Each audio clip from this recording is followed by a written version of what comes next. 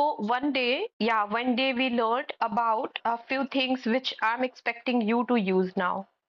No के बजाय हम बोलेंगे not really. राइट जैसे कोई पर्सन कहता है कि आपका बहुत जल्दी उठ जाते हो मॉर्निंग में, नो नॉट रियली, मतलब बहुत जल्दी तो नहीं। तो एक रूड साउंड करता है जब आप किसी को बोलते हो कि नो, मीन्स आपको पसंद है डांस करना, नॉट रियली, तो नहीं, ये थोड़ा रूड जाता है, तो हम इसको बोलते हैं नॉट रियली। ओके, आपको चाइनीज ज्यादा पसंद है, नॉट रियली। अच्छा, हमें बिल्कुल भी नहीं पसंद तो भी हम नॉट रियली बोल सकते हैं। हम्म, इस जगह पर हम नो के बजाय नॉट रियली बोलेंगे। ओके, अच्छा एक और चीज है, आई कुडंट केयर लेस अबाउट, आपने ध्यान दी कभी? आई कुडंट केयर लेस अबाउट, तो इसको किस कॉन्टेक्स्ट में? यस, एक हमने ध्यान दी कभी? आई कुडंट केयर लेस अबाउट, तो इसको किस कॉन्टेक्स्ट में? जैसे हम लोग अपनी हिंदी में बोलते हैं ना कि मुझे क्या करना कुछ भी हो। जैसे कि आपसे किसी ने पूछा कि आपको पता है कि कियारा आडवाणी की शादी किससे हुई है, और सच में मैं कई बार कंफ्यूज हो जाती हूँ, मुझे फिर कोई बताता है फिर मैं भूल जाती हूँ। तो यहाँ पर जिस चीज में हम इंटरेस्टेड नहीं है, तो यहाँ पर मुझे क्या करना, मैं इन सब चीजों में नहीं हूँ, I am not into this, I couldn't care less whom she married to. तो इस तरह से हम बोल सकते हैं, आपको पता है यहाँ पर क्या हो रहा है, तो मुझे नहीं, मतलब आई couldn't care less who is the captain of Indian cricket team, है ना? तो आई कुडंट केयर लेस, आई कुडंट केयर लेस को हम यूज करते हैं। यस। अच्छा, गिव मी योर हैंड हमने सीखा है कि जब हम किसी से मदद मांगते हैं तो हम गिव मी योर हैंड का यूज करते हैं।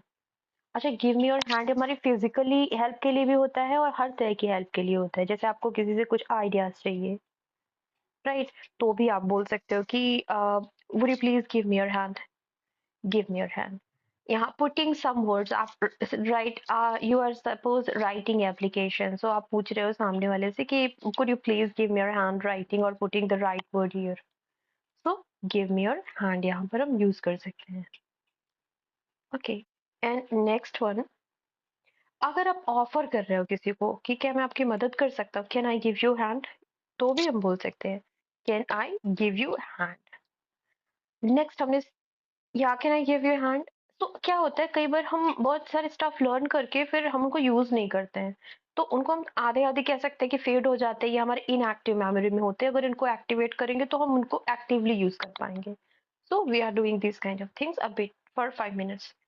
सो can I give you hand, he always gives me his hands, हम ये भी बोल सकते हैं, किसी तीसरे के बारे में बता रहे हैं, he always gives me his hands.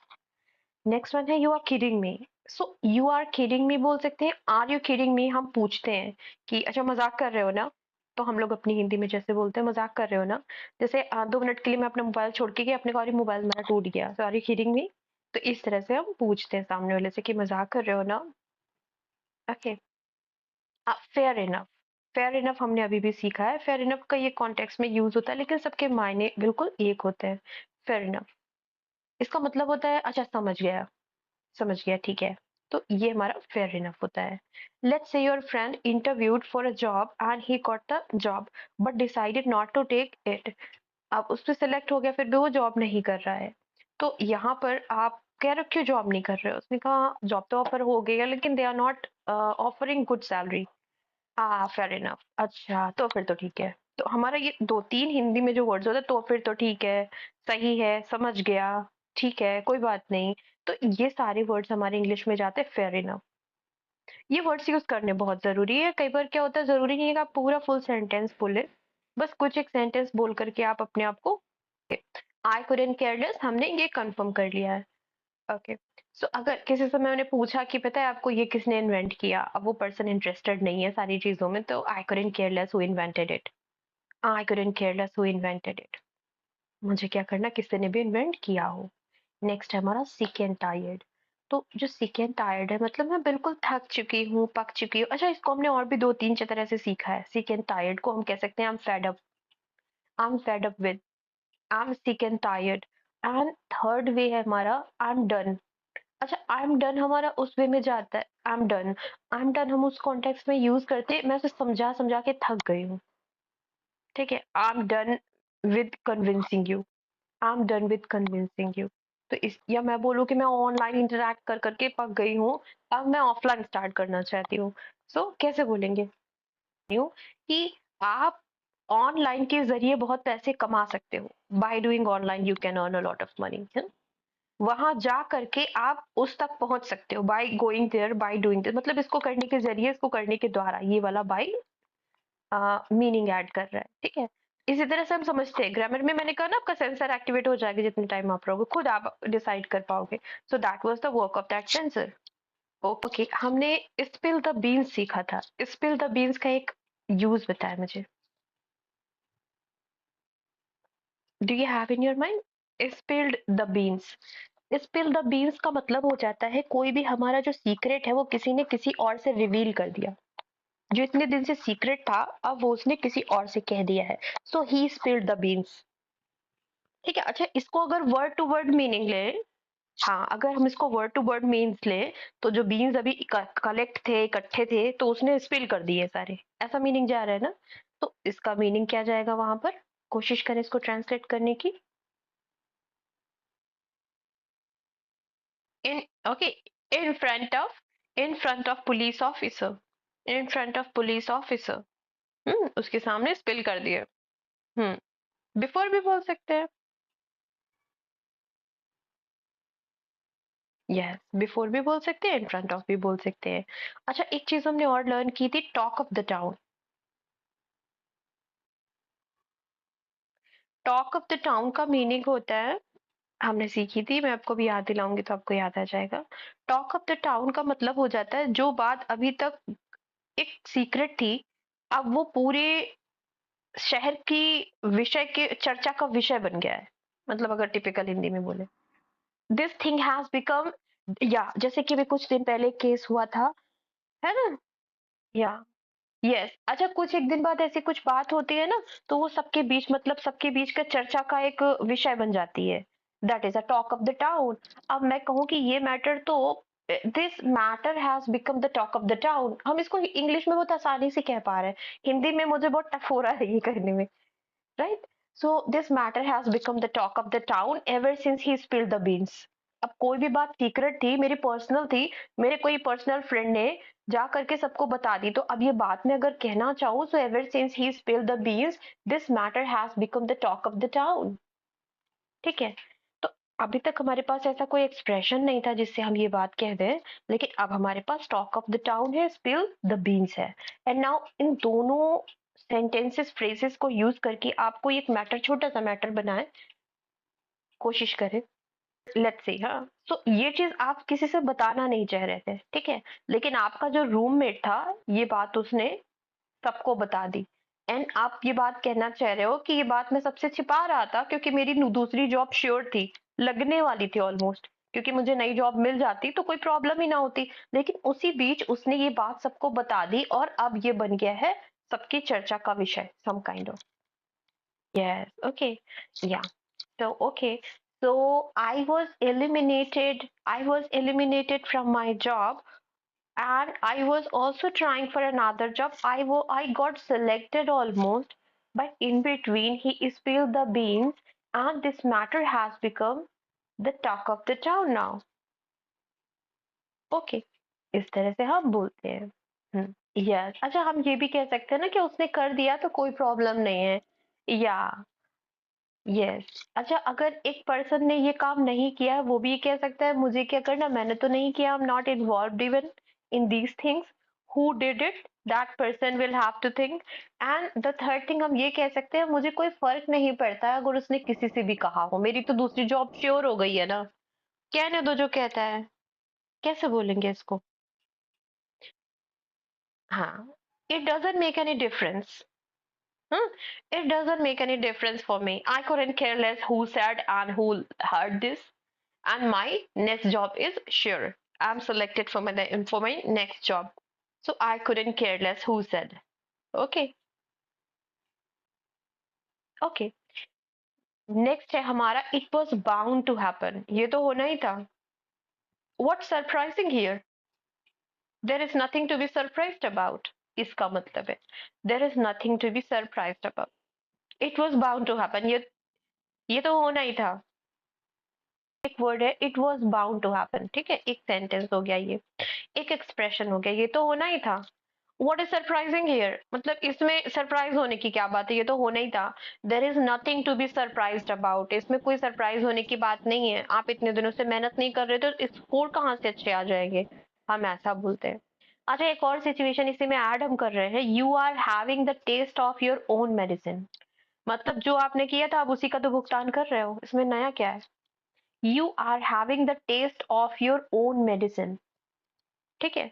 तो आप मतलब इसका मीनिंग क्या हो जाता है कि you must accept the result of your action, you must accept the result of your action, ठीक है। Yes, good.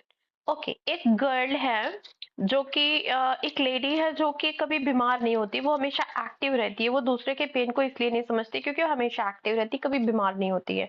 आज वो बीमार हो गई तो अब आप कह रहे हो तो ये तो होना ही था। जैसा आप दूसरे की प्रॉब्लम्स को नहीं समझते थे, आज आप पर पड़ी है।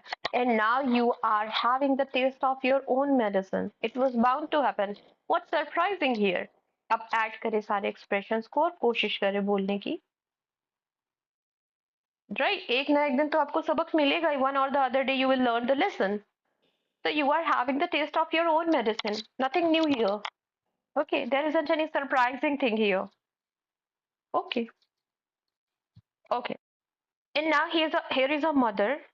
She is asking her boy, her son, to study well, but he didn't do it. And now she is scolding after result, adding these all things. कि ये तो होना ही था। You are having the taste of your own medicine. है ना? You are having the taste of your own medicine. गा के लिए हम गेट्स को यूज कर रहे हैं क्योंकि हम जब के वेन के साथ विल नहीं ऐड कर सकते। अच्छा, एक तरीका और भी हो जाता है, अगर आपने कभी सुना होगा once, once this class gets over, once. तो अगर ऐसा हो गया तो इफ और व्हेन के बजाय हम वंस को भी ऐड करते हैं कि एक बार अगर क्लास ओवर हो जाए उसके बाद आप भेज देना, once this class gets over please send me all these notes, it will help me to revise all the things. So next one है हमारा आउट, हम बोल रहे हैं लेट्स लीव इट आउट। कोई मैटर है, हम डिस्कस कर रहे हैं, कोई नेगेटिव चीज है, कोई ऐसी चीज है, हम कह रहे हैं चलो इसको छोड़ते हैं, कुछ और नया समझते हैं। सो हे लेट्स लीव इट आउट। थोड़ा लीव इट तो हम बोलते ही हैं, लीव इट आउट ये हमारा फ्रेजल वर्ब हो गया, just leave it out. So let's leave it out का मतलब चलो इसको छोड़ देते हैं, let's discuss something new, let's leave it out talk something new. हम ये बोल रहे हैं, अब मैं कह रही हूँ चलो मैं आपको डिनर पर ले जाती हूँ, so let me treat you to dinner. Okay, so let me treat you to dinner. It will lighten up your mood. Lighten up your mood. So हम कहीं जाते हैं, थोड़ा माहौल चेंज होता है, हमारा मूड लाइट हो जाता है. It will lighten up your mood. Let me treat you to dinner. तो हम किसी को चाय पर, कॉफी पर जाने की बात कर रहे हैं, डिनर पर ले जाने, let me treat you. So let me को हमने सीखा, let me बोलेंगे, let me treat you to dinner. Let me treat you to coffee. Let me treat you to tea. Let me treat you to breakfast. Let me treat you to lunch. Lighten up your mood. मतलब इस ये तुम्हारा mood सही कर देगा, थोड़ा सा आराम मिलेगा, थोड़ा रिलैक्स फील करोगे, मूड चेंज होगा, एम्बियंस चेंज होगा, it will lighten up your mood. कोई भी चीज हम कह रहे हैं, you may join any meditation classes, it will lighten up your mood, lighten up your mood. हम नॉर्मली क्या बोलते हैं, यू विल फील रिलैक्स, है ना। So it will lighten up your mood. So you may watch any movie, you may go to the theater with your friends, it will lighten up your mood. Why don't you adopt any bird, it will lighten up your mood, like we adopt birds and all to lighten up our mood. hmm. Okay, तो यहाँ पर एक girl है whose name is Adi. अब वो क्या कह रही है, it's such a shame we are so broke. अच्छा, क्या होता है ब्रोक, मतलब हो जाता है कंगाल, लेकिन जब कुछ टाइम के लिए हमारे पास पैसे नहीं होते तो हम आपस में फ्रेंड जैसे बात कर रहे हैं ना, these days I am broke, मतलब पैसे ही नहीं है बिल्कुल। तो वहां पर क्या है, it's such a shame we are so broke, मतलब उनकी सैलरी नहीं आई है तो वो लोग बात कर रहे हैं, it's such a shame we are so broke, आजकल बिल्कुल पैसे नहीं है, everyone is splurging out there, I feel like 2 cents. अब ये हमने सीखा है ना, ये सेंटेंसेस हमने सीखे हैं ना, तो ये चीज मैं कह रही थी हमने सीखे। स्प्लर्जिंग आउट, यहाँ से हम कौन सा वर्ड चुरा रहे हैं, स्प्लर्जिंग आउट, मतलब लोग को कैसे खुल के खर्च कर रहे हैं, मतलब पैसे दोनों हाथों से बाहर है, that is splurging out, everyone is splurging out there. I feel like 2 cents, मतलब मुझे लग रहा है मेरा मतलब मेरी कोई हैसियत ही नहीं है। So I feel like 2 cents, टू हम लोग कहते हैं ना 2 कौड़ी की औकात नहीं है, this is kind of in English. तो I feel like 2 cents. I feel like 2 cents का मतलब मेरे को फील हो रहा है मैं बिल्कुल ब्रोक हूँ, सारे लोग देखो कैसे खर्च कर रहे हैं। ओके, तो अब now her friend is saying tomorrow. अब उसकी जो फ्रेंड है फलक, वो क्या कह रही है, tomorrow is our pay day. अब देखिए हमने क्या सीखा इससे, पे डे मतलब कल हमें सैलरी मिलने वाली है, tomorrow is our pay day. Okay, तो ओके, तो tomorrow is our pay day, है ना। अच्छा, ये पे डे को हम लेते हैं इसे एक और सेंटेंस बनाते हैं कि हमारी सैलरी कब मिलेगी। लोडेड, ये हम बोल सकते हैं, मजाक में बोल सकते हैं, मजाक में श्योर बोल सकते हैं अपने फ्रेंड्स के साथ, when we are going to be loaded. तो when we are going to be loaded, okay, तो when is our pay day, what is our pay day, when is our pay day, हम ऐसा बोल सकते हैं। So what is our pay day, do you have in your mind? I don't have any idea, I have to like, okay, let me check, but okay, so when is our pay day and when we are going to be loaded, हम इस तरह से बोल सकते हैं। Okay, okay, अच्छा, जो हम कमाते हैं वो तो बिल्कुल ऊंट के मुंह में जी रहा है। अब वो सामने वाला पर्सन कह रहा है जो हम कमाते हैं तो it is a kind of ऊंट के मुंह में जीरा, तो कैसे बोलेगा? नहीं, ड्रॉप इन द ओशियन, या what we earn, what we earn is just a drop in the ocean. It, yes, okay. अब मैं कह रही हूँ उन लोगों से मिलानी मत करो, वो लोग बहुत अमीर हैं, वो लोग, हम लोग हिंदी में आई डोंट नो क्या कहते हैं, इंग्लिश में हम बोलते हैं ना, they are born with silver spoon in his mouth, है, he is born having silver spoon in his mouth। तो हम इंग्लिश में इस तरह से बता सकते हैं, don't compare yourself with them, don't। So that guy is born with a silver spoon in his mouth, it's time you to come down to earth। मतलब जमीन पर आओ, उसके सपने मत देखो, उससे कंपेयर मत करो, it's time you come down to earth and learn how to live within your means, and learn how to live within your means, और सीखो कि कैसे अपने हद में रहते हैं, अपनी चीजों को अपने हिसाब से रखते हैं। so learn how to, okay, and learn how to live within your means, within your means। तो live within your means का मतलब है कि अपने बजट में रहो। ओके, खासियत लिमिट से ज्यादा नहीं जाना चाहिए, जाना ही नहीं चाहिए तो मस्ट नॉट लगा रहे हैं। So you must not live beyond your means, because suppose Diwali आने वाली है, हम कह रहे हैं Diwali is around the corner. Around the corner हम जानते हैं, हम ज्यादातर यूज करते हैं। आगे देखते हैं, it's time to shop around for bargains.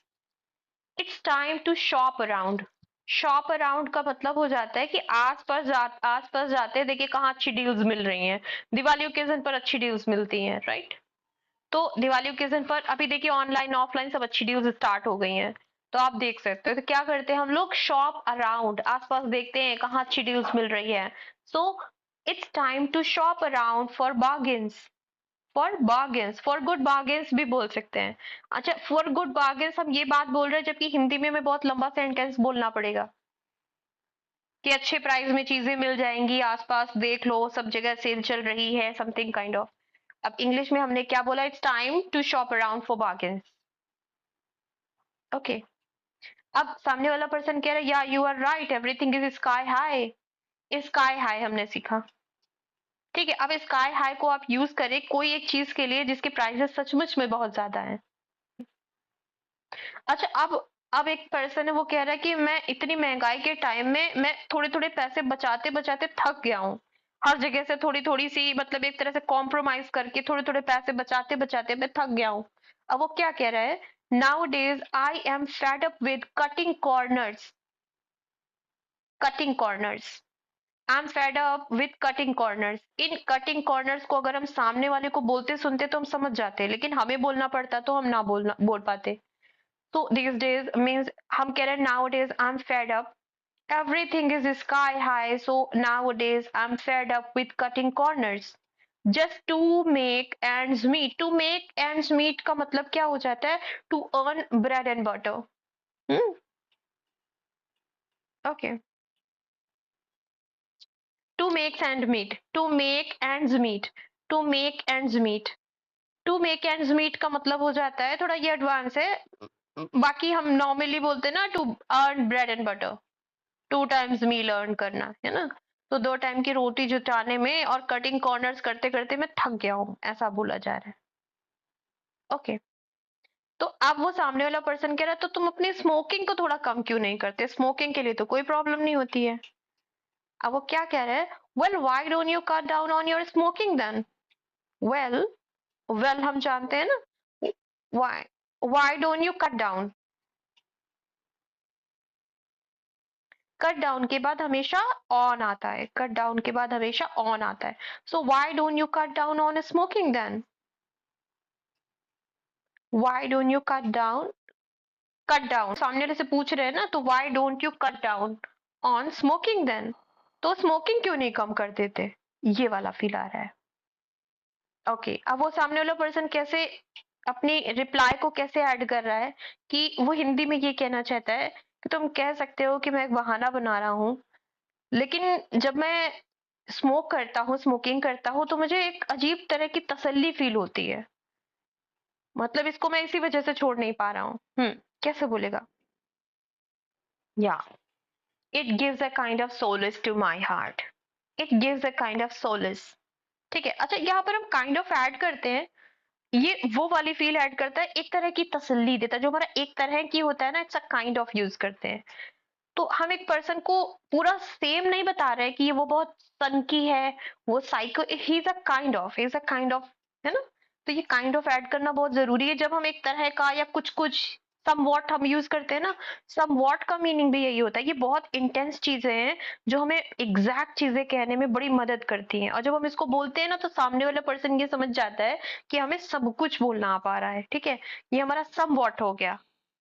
Kind of, kind of इसके आगे आप डैश करके लिखे समवॉट, इसका मतलब होता है समवॉट। अच्छा, समवॉट हम यूज कहाँ करेंगे, मतलब वो कुछ एक ऐसी काइंड की सिचुएशन थी जहां पर बहुत मुश्किल था गुजारा कर पाना, it was some kind of situation somewhat, and वो पर्सन थोड़ा सा कुछ डिफरेंट टाइप का था, he was a kind of, he was a somewhat different. अच्छा, वो थोड़ी सी ठंड, चाय थोड़ी सी ठंडी टाइप की थी, तो it was somewhat cold, so somewhat cold, मतलब पूरी तरह से सम व्हाट को ऐड यहाँ पर करते काइंड ऑफ की जगह। पर्सन के लिए काइंड ऑफ जाता है, सम व्हाट हम चीजों के लिए ज्यादातर यूज करते हैं। तो उसने कहा, you may say I am making excuses, you may say I am making excuses but it does give me some solace, but it does give me some solace. Some solace की जगह kind of solace भी कह सकते हैं, some what solace भी कह सकते हैं। काइंड ऑफ हो तो आप उसको स्मोकिंग करने के बाद उनका कहना है जैसा कि, तो आपको थोड़ा सा रिलैक्स फील होता है, that is a kind of solace. तसल्ली मिलती है, रिलैक्स फील होता है, आपको थोड़ा अच्छा फील होता है। ओके, अच्छा अब वो गुस्से में क्या कह रही है, जो फलक है जिससे बात हो रही थी, जब वो अपनी स्मोकिंग की हैबिट को अप्रिशिएट कर रहा है, उसके पॉजिटिव पॉइंट्स बता रहा है कि जो भी कहो लेकिन मुझे ऐसा फील होता है। अब हम लोग गुस्से में क्या कहते हैं, अच्छा चलो भागो यहाँ से, तो ये इंग्लिश में कैसे कहेंगे, अच्छा चलो भाग जाए यहाँ से।